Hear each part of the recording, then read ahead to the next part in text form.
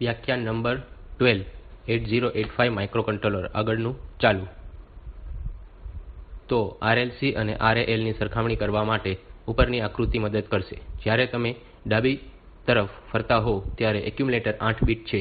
તેથી આ ડાબી તરફનું પરિભ્રમણ છે. હવે બીટ સંખ્યા 7 તે બીટ સંખ્યા 0 પર જશે તેમજ તે સ્ટેટસ રજીસ્ટર ના કેરી ફ્લેગ પર જશે. તેથી તે બંનેમાં ફેરફાર થશે અને આ તમામ 0 બીટ એ બીટ 1 માં આવશે અને બીટ 1 એ બીટ 2 માં આવશે. તેથી આખી વસ્તુ આ રીતે ડાબે ફેરવવામાં આવે છે. બીજી તરફ આ RAL ને પણ ડાબી બાજુએ ફેરવવામાં આવે છે, પરંતુ હવે આ બીટ 7 કેરી ફ્લેગ પર જશે અને કેરી બીટ 0 પર આવશે. તેથી આ કેરી દ્વારા પરિભ્રમણ છે. તેથી જ તેને કેરી દ્વારા ફરવું કહેવામાં આવે છે. તેથી તેના ભાગરૂપે કેરીને પણ ફેરવવામાં આવે છે.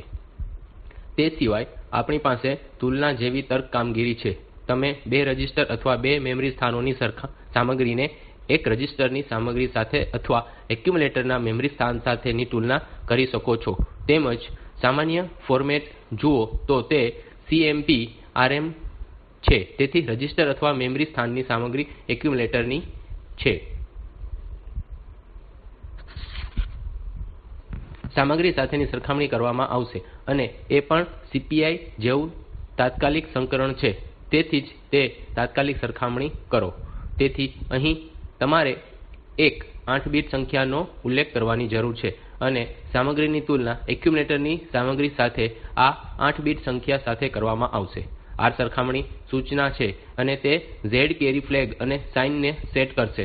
તેથી જ 0 કેરી ફ્લેગ અને સાઇન ફ્લેગ તેને અસર કરશે. તેથી જો સંખ્યાઓ સમાન હોય તો આ 0 ફ્લેગ સેટ કરવામાં આવશે. જો સરખામણી આ આંતરિક બાદબાકીનો ઉપયોગ કરીને કરવામાં આવે અને જો તે એક્યુમ્યુલેટરની સામગ્રીને પણ બદલે તો તે સેકન્ડ ઓપરેન્ડ રજિસ્ટર અથવા મેમરી અથવા તમે જે પણ સ્પષ્ટ કરેલ છે તે તાત્કાલિક મૂલ્ય સાથે A ની બાદબાકી કરશે.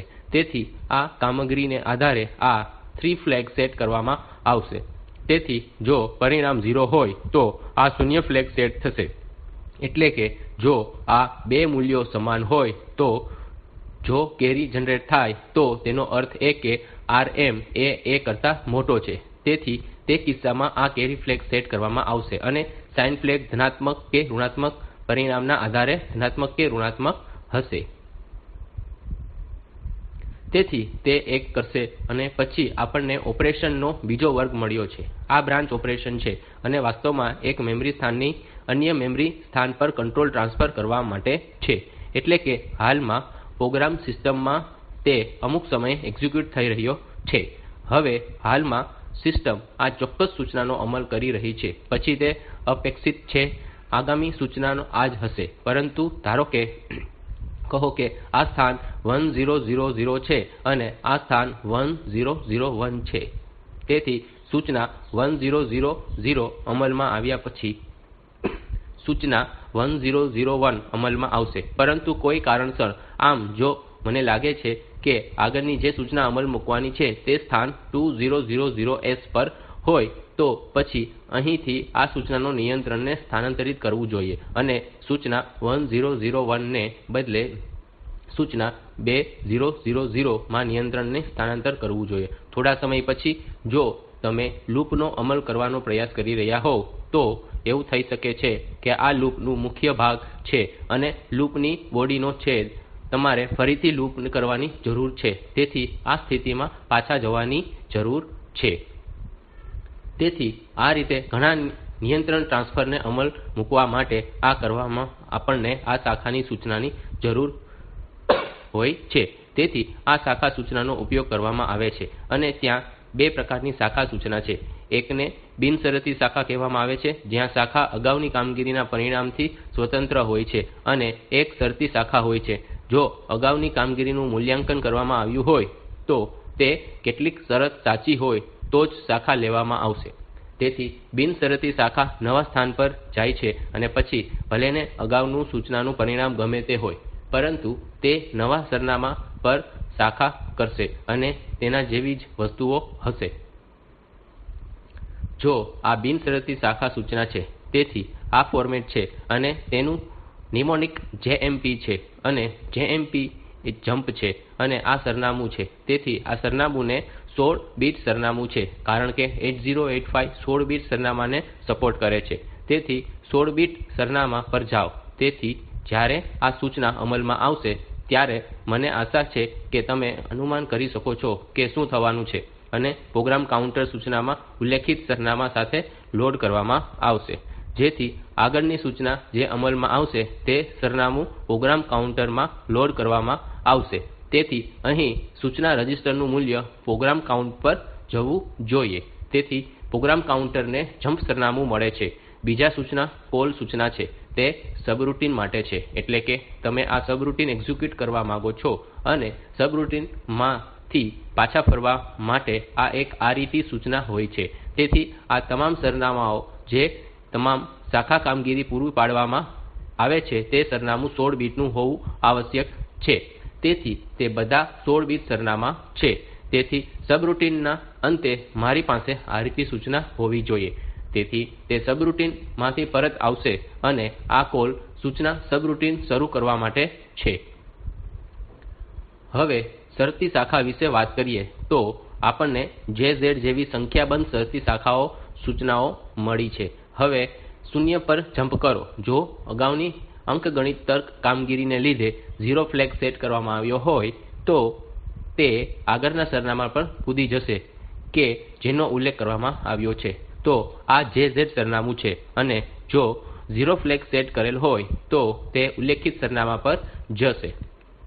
તેથી જ આ રીતે આપણને JNZ મળ્યું છે. તેથી જો 0 ફ્લેગ સેટ ન હોય તો તે કૂદી જશે અને 0 ફ્લેગ 0 હોય તો પછી તે નહીં હોય અને તે આના પર કૂદકો મારશે. પછી તે કેરી પર કૂદકો મારશે. તેથી જો અગાઉની કામગીરીએ કેરી જનરેટ કરી હોય તો આ JC સરનામું આ સૂચનામાં ઉલ્લેખિત નવા સરનામા પર જમ્પ કરશે. અહીં JNC એ જમ્પ ઓન કેરી છે તો JP A jump on positive છે. તેથી જો સાઇન ફ્લેગ સેટ ન હોય તો પરિણામ ધનાત્મક હતું. તેથી આપણને પરિણામ પોઝિટિવ હોવા પર કૂદકો મારવા માટે JP સૂચના મળે છે અને JM એ માઈનસ પર જમ્પ છે. જો અગાઉના ઓપરેશનમાં સાઇન ફ્લેગ સુરક્ષિત હોય તો તે પરિણામ ઋણાત્મક હતું અને જો JM સરનામું નવા સરનામા પર જશે. તેથી આ રીતે આપણે 8085 માં શરતી શાખા સૂચનાઓ મેળવી શકીએ છીએ. હવે મશીન નિયંત્રણ સૂચનાઓ જોઈએ. તે પ્રોગ્રામ ને એક્ઝિક્યુટ કરવાનું બંધ કરવા માટેની અટકાવો સૂચના છે. તેથી આ એક ખાસ સૂચના છે. જ્યારે આ હોલ્ટ એક્ઝિક્યુટ થશે ત્યારે સિસ્ટમ ની આખી કામગીરી સ્ટોલ પર આવી જશે. હવે પ્રોસેસર દ્વારા કોઈ વધુ કામગીરી કરવામાં આવશે નહીં અને આગળની સૂચના મેળવવા માટે તમે હવે પ્રોસેસરને ઇન્ટરપ્ટ મોકલી શકો છો અને તેથી આ અટકેલી પરિસ્થિતિમાંથી બહાર કાઢવા માટે હોય છે.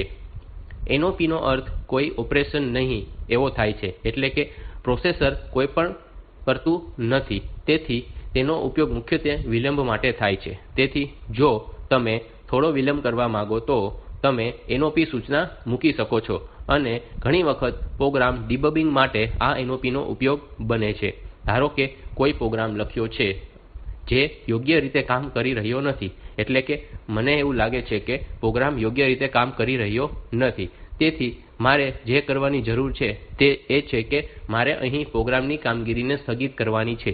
તેથી વચ્ચે ક્યાંક આપણે અમુક પ્રકારની વિશિષ્ટ સૂચનાઓ રજૂ કરીએ છીએ જે ડીબગિંગ માટે ઉપયોગી છે અને તે પછી જો પ્રોગ્રામને એક્ઝિક્યુટ કરો છો તો સિસ્ટમ આ બિંદુ સુધી પહોંચી જશે અને ડીબગરને બોલાવવામાં આવશે અને તે મુજબ તમે ફેરફાર કરી શકો છો. તમે CPU રજિસ્ટરની સામગ્રી તપાસ કરો છો અથવા સુધારી શકો છો અને તમે તે બધી વસ્તુઓ કરી શકો છો. હવે આમ કરતી વખતે તમે આ સૂચનાને યોગ્ય પ્રોગ્રામમાં સમાવી લીધી છે અને આનો ઉપયોગ પ્રોગ્રામ કમ્પાઇલર કરતી વખતે અથવા પ્રોગ્રામને જ એસેમ્બલ કરતી વખતે કરવામાં આવે છે. હવે પછી જ્યારે પ્રોગ્રામ યોગ્ય રીતે કામ કરે તો પછી આ સૂચનાનું શું કરવું? તેથી જો તમે આ સૂચનાને દૂર કરવા માંગતા હો તમારે તે બધી જગ્યાઓ દૂર કરીને પ્રોગ્રામને ફરીથી એસેમ્બલ કરવાની જરૂર હોય છે. તેથી ડિબગિંગ એક સારો વિકલ્પ છે. તમે ફક્ત આ સૂચનાને NOP સૂચના દ્વારા બદલો અને NOP સૂચના કોડ 00 છે તેથી તમે આ બધા સ્થાનોને 00 વડે બદલી શકો છો એમ કહીને તે NOP સૂચના છે. તેથી તેનો ઉપયોગી છે જે આગળ છે. તેથી જો તમને ડિબગિંગ દરમિયાન કોઈ સૂચના આપવામાં આવી હોય તો તમે પછી આ NOP પ્રકારની સૂચનાનો ઉપયોગ કરીને દૂર કરી શકો છો અને ઘણા ડિબગરને આ સૂચના મળી છે. તેથી જો કે આપણે માઇક્રોપ્રોસેસર ના મૂળભૂત અભ્યાસક્રમમાં છીએ તેથી કદાચ આપણે તેનો ઉપયોગ કરી શકતા નથી પરંતુ પછીથી આગળ કામ કરતી વખતે કેટલાક વિગતવાર મોટા પ્રોગ્રામ પર તમારે આ ડિબગિંગ નો ઉપયોગ કરવાની જરૂર પડી શકે છે અને ત્યાં સુવિધાનો ઉપયોગ થઈ શકે છે. સૂચના અને પ્રોગ્રામ માં જોવાની બીજી રીત આ સપોર્ટેડ હોય તેવા ઓપરેન્ડ ના પ્રકારની છે. હવે કેટલીક સૂચનાઓમાં કોઈ ઓપરેન્ડ નથી હોતા તેથી એ ઓપરેન્ડ ઇમ્પ્લાઇડ છે અને જેમ કે પૂરક એક્યુમ્યુલેટર સૂચના CMA અહીં ઓપરેન્ડ એ એક્યુમ્યુલેટર છે પરંતુ આપણે તેને અલગથી સ્પષ્ટ કરવાની જરૂર નથી જેથી CMA એ 0FN સૂચના અથવા ઇમ્પ્લાઇડ ઓપરેન્ડ સૂચના છે. તો ત્યાં કેટલાક ઓપરેન્ડ તાત્કાલિક પ્રકૃતિના હોય છે કહો કે તાત્કાલિક ડેટા જેમ કે ADI 4F હેક્સ. તેથી આપણે જાણ કરીએ છીએ કે એક્યુમ્યુલેટર ની સંખ્યા 4F હેક્સ માં ઉમેરવું જોઈએ અને પરિણામ એક્યુમ્યુલેટર માં સંગ્રહિત થવું જોઈએ. તેથી અહીં હું કેટલાક તાત્કાલિક ઓપરેન્ડ વિશે વાત કરી રહ્યો છું જેને તાત્કાલિક ડેટા કહેવામાં આવે છે અથવા આપણી પાસે SUB B જેવા કેટલાક આંતરિક રજીસ્ટર હોઈ શકે છે. તેથી આપણે રજીસ્ટર A માંથી રજીસ્ટર B બાદ કરી રહ્યા છીએ અને તે બીજી આંતરિક રજીસ્ટર છે. તેથી રજીસ્ટર એક ઓપરેન્ડ છે. તેથી આપણને ઇમ્પ્લાઇડ ઓપરેન્ડ મળ્યું છે અને આપણને તાત્કાલિક ઓપરેન્ડ મળ્યું છે. આપણને રજીસ્ટર ઓપરેન્ડ મળ્યું છે અને તે પણ આપણને LDA 400H જેવા ઓપરેન્ડ તરીકે મેમરી સરનામું મળ્યું છે અને આ સૂચનામાં એક્યુમ્યુલેટર ને મેમરી ના સ્થાન 400H ની સામગ્રી સાથે લોડ કરવામાં આવશે. તેથી 8085 સૂચના સેટમાં કયા પ્રકારના ઓપરેન્ડ હોય છે અને તે બાબત માટે આપણે કયા પ્રોસેસર ડિઝાઇન ને જોઈએ છીએ. તેથી આપણે ઓપરેન્ડ ના પ્રકારને આધારે સૂચનાની લાક્ષણિકતા જોવી પડશે અથવા તે વર્ગીકૃત કરી શકીએ છીએ. આપણે ધારેલી સૂચનાનું કદ સમાન કદનું છે પરંતુ શું તે થોડું વિચિત્ર નથી લાગતું? ઉદાહરણ તરીકે જો હું હમણાં જ પાછો જાઉં અને કહું કે સૂચના CMA છે તો મારે આના પછી કંઈ સ્પષ્ટ કરવાની જરૂર નથી. સૂચના ADI 4F હેક્સ છે અને અહીં આપણને સંખ્યા 4F જણાવવું પડશે. તેથી જો હું કહું કે અમુક ચોક્કસ સંખ્યામાં બિટ્સ આ ઓપરેન્ડ ભાગને સંગ્રહિત કરવા માટે સમર્પિત છે તો તે CMA, ADI અને LDA માટે સાચું છે. તેથી તે બિટ્સ પહેલેથી જ લેવામાં આવશે. હવે આ 4F અલગથી સ્ટોર કરવાનું રહેશે. તેથી જો હું અહીં કહું કે કોડિંગ માટેની સૂચના 8 બીટ છે તો આ CMA ને 8 બીટ કોડ મળ્યો છે અને પછી ADI 4F હેક્સ ને તે 8 બીટ સૂચના હોઈ શકે નહીં કારણ કે ADI ભાગ પોતે જ 8 બીટ લેશે અને 4 હેક્સ બીજા 8 બીટ લેશે. તેથી આ 2 બાઈટ સૂચના અથવા 16 બીટ સૂચના હોવાનું અપેક્ષિત છે. તેવી જ રીતે LDA અને આ LDA ના આ કોડ સિવાય આપણને 16 બીટ સંખ્યા 4000 નો ઉલ્લેખ કરવાની જરૂર છે. તેથી તે બધી સંભાવના છે આ 3 બાઈટ સૂચના હશે. આ સૂચનાનું કદ સમાન નથી અને ઓપરેન્ડ ના પ્રકાર પર આધાર રાખીને સૂચનાનું કદ અલગ હોઈ શકે છે. તેથી એ છે કે જેને આપણે આગળ જોઈ રહ્યા છીએ. તેથી ઓપરેન્ડ ના પ્રકાર પર આધાર રાખીને સૂચનામાં વિવિધ કદ હોઈ શકે છે. પરિણામે તે વિવિધ સંખ્યામાં મેમરી બાઈટ ધરાવે છે. સામાન્ય રીતે બધી સૂચનાઓ માત્ર 1 બાઈટ ધરાવે છે કારણ કે તે ઓપરેન્ડ ભાગને કોડ કરવાનો હોય છે અને ઓપ કોડ 8 બીટ નો હોવો જોઈએ. તેથી ત્યાં અપવાદ છે કે સૂચના સાથે જેમાં તાત્કાલિક ડેટા અથવા મેમરીનું સરનામું હોય અને તાત્કાલિક ડેટા માટે આપણી પાસે બીજું 8 બીટ મૂલ્ય હોવું જોઈએ. તેથી જે સૂચના 2 બાઈટ સૂચના હશે અથવા બીજી બાઈટ તાત્કાલિક મૂલ્ય ધરાવે છે. 3 બાઈટ સૂચનાના કિસ્સામાં તે મેમરી સરનામું છે. તેથી સૂચના 3 બાઈટ પહોળી હોવી જોઈએ કારણ કે આગામી 2 બાઈટ 16 બીટ સરનામું ધરાવે છે. તેથી તે રીતે 3 બાઈટ સૂચના હોવી જોઈએ અને સૂચનાનું કદ આપણી પાસે સૂચનામાં રહેલા ઓપરેન્ડ ની સંખ્યા પર આધારિત હોય છે. તેથી ચાલો આપણે કેટલાક ઉદાહરણ જોઈએ. તેથી એક્યુમ્યુલેટર માં 8 બીટ સંખ્યાને લોડ કરો.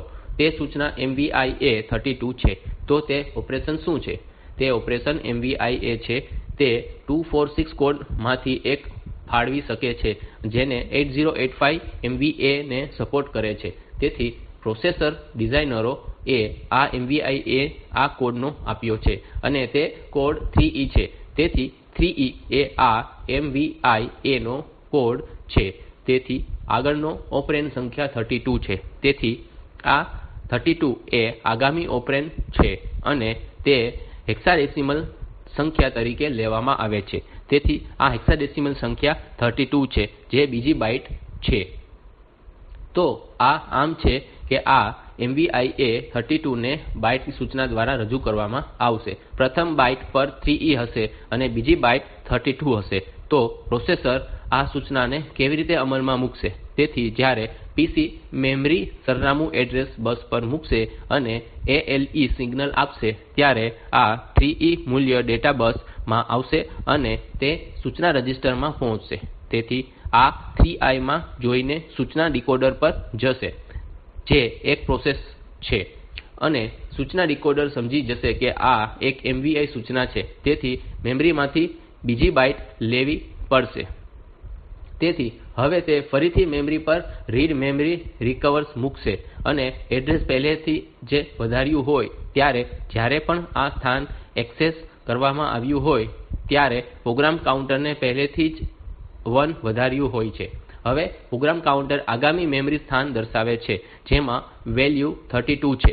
તેથી મેમરી રીડ થઈ ગયું છે અને મેમરી ડેટા બસ પર વેલ્યુ 32 મૂકશે.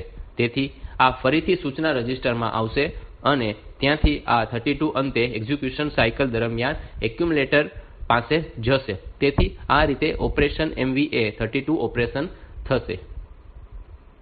અન્ય સૂચના ઉદાહરણ તમે કહો કે સરનામાં 2085 પર જાઓ અને સૂચના JMP 2085 છે. ઓપકોડ જે JMP અને ઓપરેન્ડ 2085 છે અને જમ્પ માટેનો કોડ C3 છે. તો પ્રથમ બાઈટ C3 હશે અને બીજી બાઈટ માં 85 હશે અને ત્રીજી બાઈટ માં 20 હશે. તો આવું કેમ છે? કારણ કે ઇન્ટેલ એ પરંપરાને અનુસરે છે.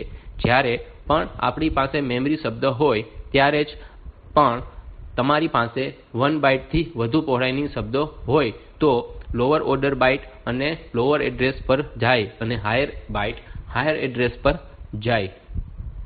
હવે પ્રથમ સ્થાન 1000 પછી આગળનું સ્થાન 1001 છે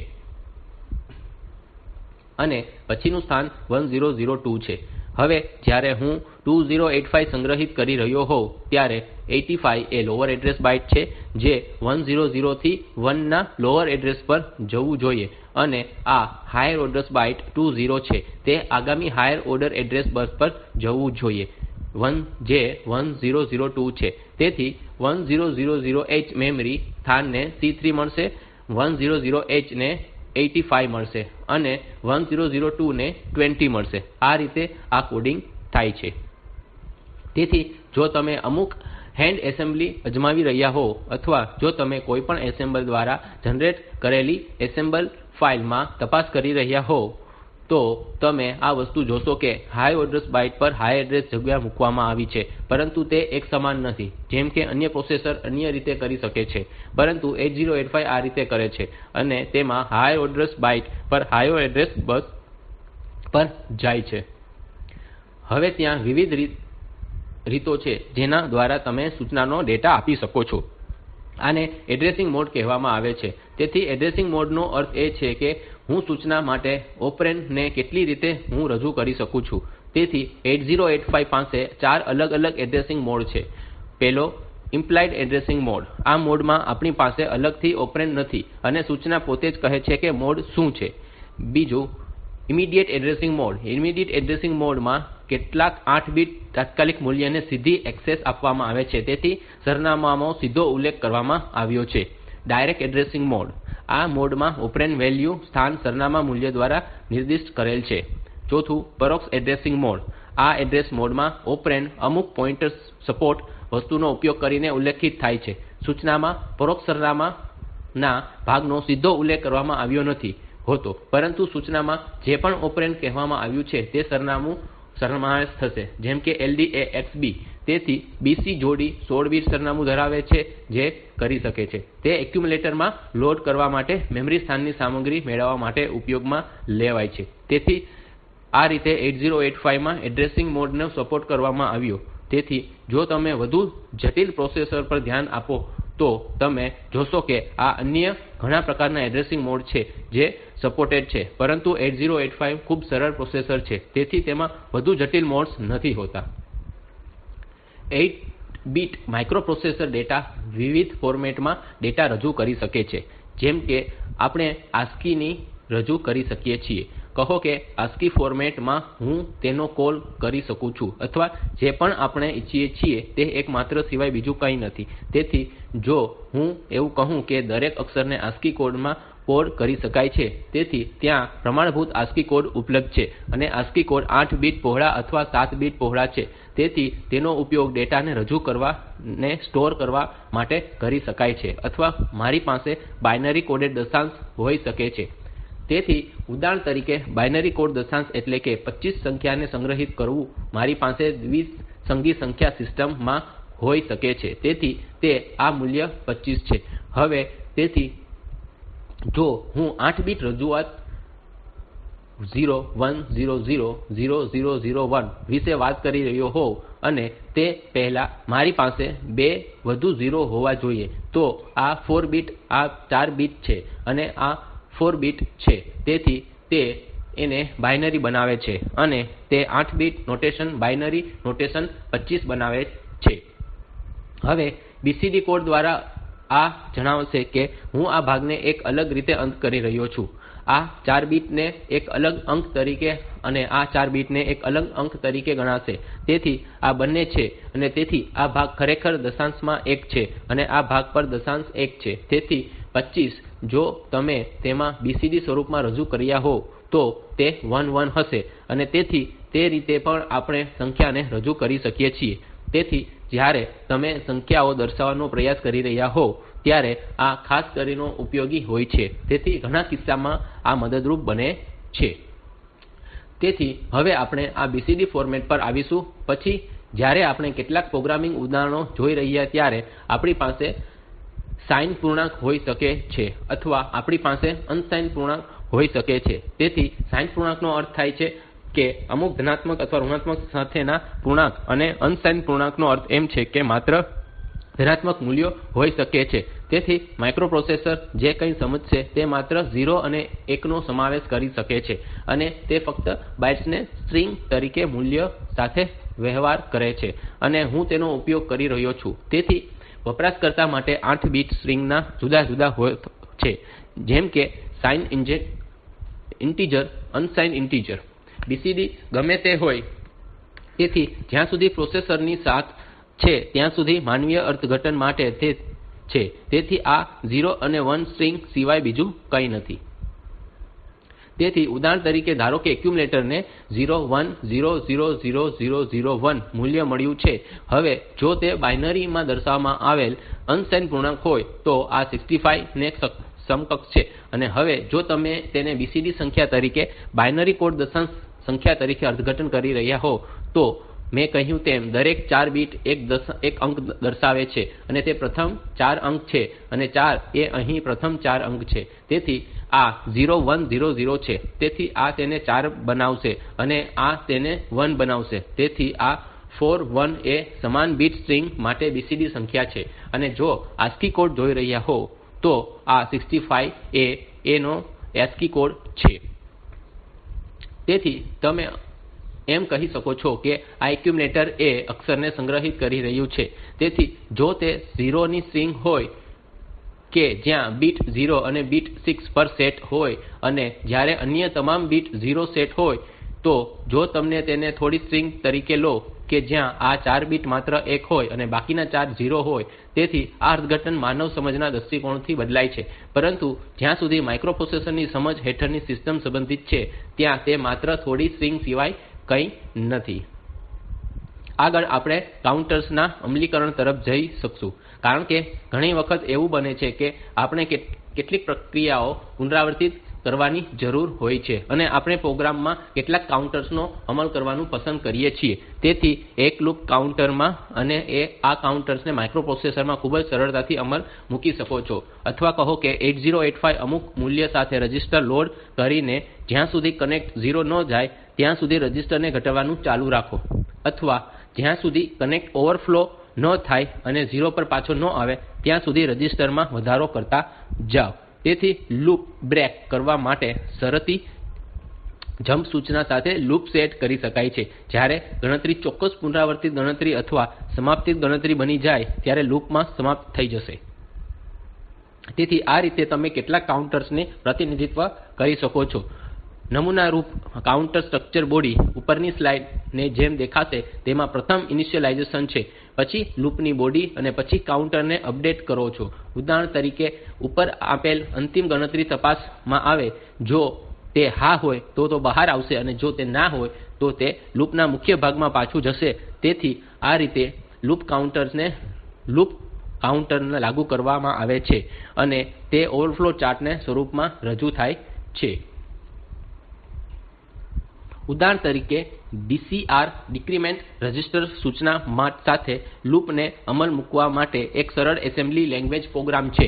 તેથી અહીં જે થાય છે તે પ્રથમ MVI C15H છે. તેનો અર્થ એ છે કે C રજિસ્ટરના મૂલ્ય 15X મળશે. પછી આ DCR C સૂચના છે. તેથી આ C રજિસ્ટરની કિંમતમાં ઘટાડો કરશે. તેથી 15 હેક્સ માંથી તે 14 હેક્સ બનશે અને 13 હેક્સ તેના જેવું હશે. પછી તે 14 હેક્સ બનશે. પછી આપણે 7 Z ફ્લેગ તપાસીએ છીએ. તેથી આ ઘટાડાની કામગીરીને કારણે ફ્લેગ રજિસ્ટર ને અસર થશે અને મૂલ્ય હજુ પણ ધનાત્મક હોવાથી તે હજુ પણ 0 નથી. તેથી JNZ સાચું હશે અને એડ્રેસ લૂપ પર જશે. તેથી આ લાઇન પર પાછા આવશે અને ફરીથી ઘટાડો કરશે. તેથી આ રીતે તે ઘટતું જશે અને મૂલ્ય 0 થયું કે નહીં તે તપાસશે. અને જ્યારે મૂલ્ય 0 થશે તે સમયે આ Z ફ્લેગ સેટ કરવામાં આવશે. તેથી આગલી વખતે આપણે JNZ ને તપાસીએ છીએ. તેથી આ Z ફ્લેગ સેટ છે. તેથી આ સૂચના પર જશે નહીં, પરંતુ તે પછીની સૂચના પાછા આવશે. તેથી આ રીતે તમે ઘટાડો અને જમ્પ સૂચનાનો ઉપયોગ કરીને ખૂબ સરળ લૂપનો અમલ કરી શકો છો અને કેટલાક નાના વિલંબને અમલ મૂકવા માટે મદદરૂપ છે. ઉદાહરણ તરીકે જો તમે LED ડિસ્પ્લે પર કેટલીક પેટર્ન આઉટપુટ કરી રહ્યા હોવ અને જો તે ખૂબ સરળતાથી બદલાઈ જાય તો માનવ આંખો તેને અનુસરી શકશે નહીં. તેથી તમે ડિસ્પ્લેને સમજવામાં આંખો માટે કેટલોક વિલંબ કરવા માંગો છો. તેથી આપણે આ પ્રકારના વિલંબને નિયમિતતા મૂકીને થોડો વિલંબ કરી શકીએ છીએ અને તે પછી આપણે પેટર્ન બતાવી શકીએ છીએ, આગળની પેટર્નમાં બદલી શકીએ છીએ. તેથી તે કરીને કે જે આ બાબતમાં સક્ષમ હશે. આપણે અગાઉ લીધેલા ઉદાહરણમાં લૂપ કાઉન્ટર તરીકે રજિસ્ટરની જોડીનો પણ ઉપયોગ કરીએ છીએ. તેથી અહીં તે માત્ર મહત્તમ વિલંબ છે અને મહત્તમ લૂપિંગ ગણતરી માટે 255 છે. જો તમે આ મૂલ્ય બદલવા માંગો તો તમારે આ લૂપ માટે રજિસ્ટર જોડીનો ઉપયોગ કરવો પડશે. તેથી કારણ કે જો તમે રજિસ્ટર જોડીનો ઉપયોગ કરો તો મને 16 બીટ મૂલ્ય સાથે વિશાળ શ્રેણી મળે છે. તેથી તે મહત્તમ મૂલ્ય 65535 છે. તેથી મારી પાસે આ લૂપિંગ ની મોટી શ્રેણી હોઈ શકે છે. પરંતુ અહીં એક નાની સમસ્યા છે કે જ્યારે DCX સૂચના દ્વારા ઘટાડાનું ઓપરેશન કરો અથવા INX ઓપરેશન દ્વારા ઇન્ક્રીમેન્ટ ઓપરેશન કરો ત્યારે DCX અને INX તો ફ્લેગ માટે ફેરફાર કરતા નથી. જો કે કેટલીક અન્ય યુક્તિઓ હોઈ શકે છે જેના દ્વારા આપણે આ સમસ્યાને ઠીક કરી શકીએ છીએ અને આપણે DC ની જેમ 2 રજિસ્ટરની 0 રિંગ લઈને તેને સુધારી શકીએ છીએ. તેથી DCX અને DC જોડીનો ઉપયોગ કરે છે. પછી આ ઘટાડાની ક્રિયા કર્યા પછી D અને C રજિસ્ટર 0 થઈ જશે અને પછી OR 0 થઈ જશે અને પછી OR ની સૂચના Z ફ્લેગ ને અસર કરશે અને તેના પરિણામે આપણે કાઉન્ટરની નીચે ઉડી